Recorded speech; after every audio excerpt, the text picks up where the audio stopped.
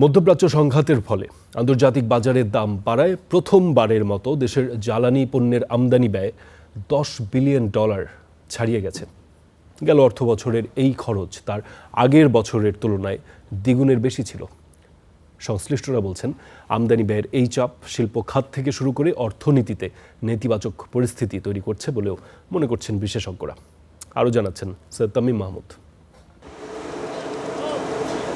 মধ্যপ্রাচ্য যুদ্ধের ফলে আগের চেয়ে বেশি দামে জ্বালানি পণ্য ও সার কিনতে চুক্তি করতে হয়েছে সরকারকে। এর প্রভাবে এ বাবদ আমদানি ব্যয় আগের যে কোনো সময়ের তুলনায় ব্যাপক হারে বেড়েছে। 2024-25 অর্থ বছরে জ্বালানি পণ্য আমদানিতে ব্যয় ছিল প্রায় $5.14 বিলিয়ন। গেল 2025-26 অর্থ বছরে তা 107% বেড়ে হয়েছে $10.63 বিলিয়ন। এদিকে একই সময়ে সারের আমদানি ব্যয় $2.62 বিলিয়ন থেকে 42% বেড়ে হয়েছে $3.72 বিলিয়ন। এসবের প্রভাবে সামগ্রিক আমদানি ব্যয় 10% বেড়ে $68 বিলিয়ন থেকে বেড়ে $75 বিলিয়ন ছাড়িয়েছে।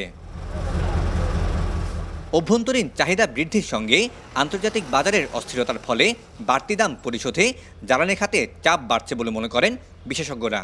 মনে হচ্ছে যে জ্বালানির চাহিদা হঠাৎ করে বেড়েছে, আসলে হঠাৎ করে বাড়ে নাই। জ্বালানি মন্ত্রণালয় বা সরকারের পক্ষ থেকে এই খরচটা সারা বছর ব্যাপী ধরা হয়, সেখানে অ্যাভারেজলি চিন্তা করতে গেলে জ্বালানির খরচ বেড়েছে। এদিকে জ্বালানি খরচ বাড়ার পাশাপাশি আমদানি বাড়লেও কমেছে রপ্তানি আয়, ফলে দেশের ইতিহাসে বাণিজ্য ঘাটতি সর্বোচ্চ পর্যায়ে, যা $27 বিলিয়ন ছাড়িয়েছে।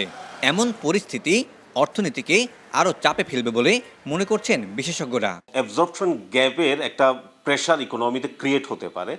এর অর্থ হচ্ছে আমার আভ্যন্তরীণ ব্যয় জাতীয় আয়ের তুলনায় বেড়ে যেতে পারে। এখনো পর্যন্ত উদ্ধার হয়ে আছে আমরা রেমিটেন্সের এবং ফরেন রিজার্ভ দিয়ে, কিন্তু এটা তো একটা স্বল্প মেয়াদে। জ্বালানি মজুত বাড়ানোর পাশাপাশি বিকল্প ও নবায়নযোগ্য জ্বালানির দিকে দ্রুত নজর দেওয়ার পরামর্শ বিশেষজ্ঞদের।